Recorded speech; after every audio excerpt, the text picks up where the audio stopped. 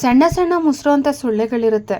ಇಲ್ಲ ಅಂತಂದರೆ ಸೊಳ್ಳೆಗಳ ಕಾಟ ಹೆಚ್ಚಾಗಿದೆ ಅಂತಂದರೂ ಕೂಡ, ನೊಣದ ಕಾಟ ಹೆಚ್ಚಾಗಿದೆ ಅಂದರೂ ಕೂಡ, ಅಡುಗೆ ಮನೆಯಲ್ಲಿ ಜಿರಳೆ ಹಲ್ಲಿಗಳ ಕಾಟ ಹೆಚ್ಚಾಗಿದೆ ಅಂದರೂ ಕೂಡ ಈ ಒಂದು ರೆಮಿಡಿಯನ್ನು ಟ್ರೈ ಮಾಡಿ. ಈರುಳ್ಳಿನ ತೊಗೊಂಡಿದ್ದೀನಿ ನೋಡಿ, ಕೆಳಭಾಗ ಕಟ್ ಮಾಡಿಕೊಂಡು ಮೇಲ್ಭಾಗದಲ್ಲಿ ರೌಂಡಾಗಿ ಒಳಗಡೆ ಸ್ವಲ್ಪ ಸರ್ಕಲ್ ಥರ ಕಟ್ ಮಾಡ್ಕೊಬೇಕು. ಅದರೊಳಗಡೆ ಕರ್ಪೂರನ ತೊಗೊಂಡು ಪುಡಿ ಮಾಡಿ ಹಾಕ್ಕೋಬೇಕಾಗತ್ತೆ. ನಂತರ ಬತ್ತಿನ ಎಣ್ಣೆಯಲ್ಲಿ ಅದ್ದು ಈ ಒಂದು ಈರುಳ್ಳಿಯ ಒಳಗಡೆ ರೌಂಡಾಗಿ ಕಟ್ ಮಾಡ್ಕೊಂಡಿರ್ತೀವಲ್ವ, ಸ್ವಲ್ಪ ಹಳ್ಳದ ರೀತಿ ಅದರೊಳಗಡೆ ಬತ್ತಿನ ಇಟ್ಕೋಬೇಕು. ಒಂದು 5-6 ಡ್ರಾಪ್ಸು ಕೊಬ್ಬರಿ ಎಣ್ಣೆನ ಹಾಕ್ಕೊಳ್ತಾ ಇದ್ದೀನಿ. ಬೇಕಿದ್ರೆ ಸಾಸಿವೆ ಎಣ್ಣೆ ಆದರೂ ಕೂಡ ಹಾಕ್ಕೊಳ್ಬೋದು.